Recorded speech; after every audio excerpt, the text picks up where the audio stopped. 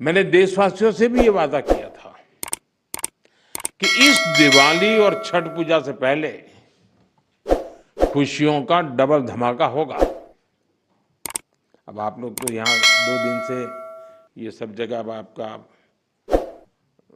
चरण रज लेने का प्रयास होता होगा, तो आपको शायद अखबार देखने का मौका नहीं मिला होगा, न टीवी देखने का मौका मिला होगा, या तो घर पे बात करते हो, अरे वहाँ फोटो छपी है।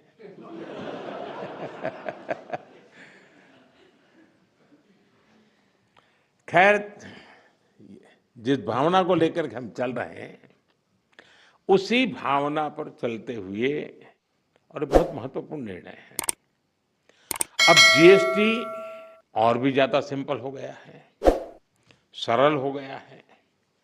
जीएसटी के मुख्यतः 2 ही रेट रह गए हैं, 5% और 18%, 5% और 18%। कल भारत सरकार ने राज्यों के साथ मिलकर के एक बहुत बड़ा निर्णय किया है, और 22 सितंबर सोमवार, जब नवरात्र का पहला दिन है, और ये सारी चीजों का मातृशक्ति को संबंध तो बहुत ही रहता है, और इसलिए नवरात्रि के इस प्रथम दिवस पर जीएसटी का जो एक रिफॉर्म वर्जन है, नेक्स्ट जनरेशन रिफॉर्म किया हुआ, वो लागू हो जाएगा।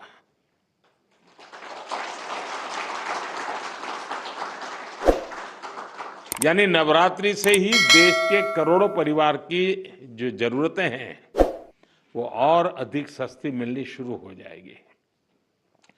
इस बार धनतेरस की रौनक भी और ज्यादा रहेगी, क्योंकि दर्जनों चीजों पर टैक्स अब बहुत ही कम हो गया है। साथियों, 8 वर्ष पहले जब जीएसटी लागू हुआ, तो कई दशकों का सपना साकार हुआ था। तो ये चर्चा कोई मोदी प्रधानमंत्री बना उसके बाद नहीं हुई, उसके पहले भी हो रही थी। काम नहीं होता था, चर्चा होती थी। ये आजाद भारत के सबसे बड़े आर्थिक सुधारों में से एक था।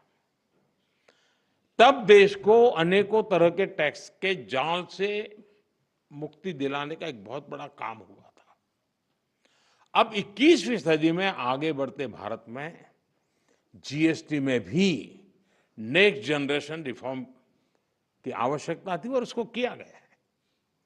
मीडिया के कुछ साथी इसको जीएसटी 2.0 के रूप में कह रहे हैं, लेकिन असल में ये देश के लिए सपोर्ट और ग्रोथ की डबल डोज है।